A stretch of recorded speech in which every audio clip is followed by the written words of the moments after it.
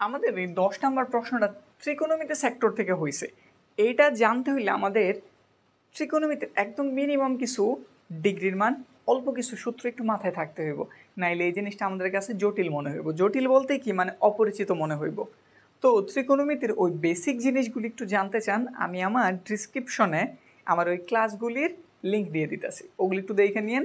তাইলে আশা রাখি এগুলো সমাধান হয়ে যাব। টুকটাক যে ত্রিকোণমিতিক জিনিস আছে একদম আপনার ক্লিয়ার হয়ে যাব। তো এটা একটু আমি বুঝাই করানোর ট্রাই করি। এই জিনিসটা দেওয়া আছে আমাদের কাছে, থিটা এর মান জানতে চাইছে। তাহলে এই জিনিসটা আমি তুলতেছি। কত দেওয়া আছে?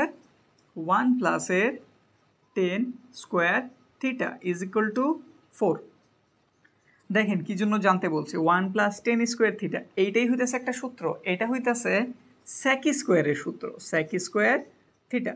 যদি আপনার জানা থাকতো তাহলে আপনি দেখেই বলতে পারতেন যে এই জিনিসটা মানে কি, সেক স্কোয়ার থিটা।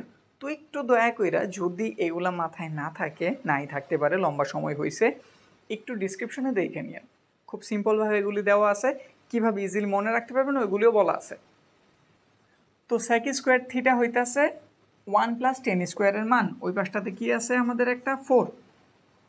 দেখেন আমাদের তো স্কোয়ার আছে, তাহলে যদি এই লাইনে আমরা রুট কইরা দেই, আমাদের টাইমসে কেউ সমাধান করতে হবে, তাহলে বিস্তারিত কিছু দরকার নাই, বিস্তারিত রিটেনে দরকার আছে।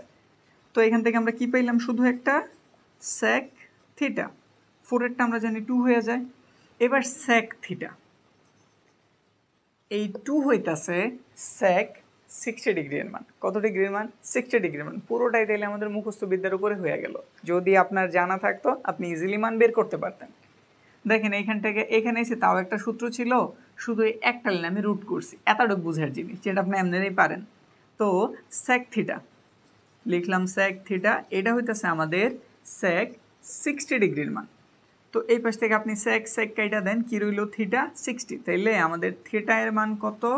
60 ডিগ্রি। কোনটা তাইলে আমাদের গ নাম্বার। তো এটার জন্য বিশেষ করে বলতাছি, ডিসক্রিপশনে আমি একটা লিঙ্ক দিয়ে দিতেছি, একটু দয়া করে দেখে নিন।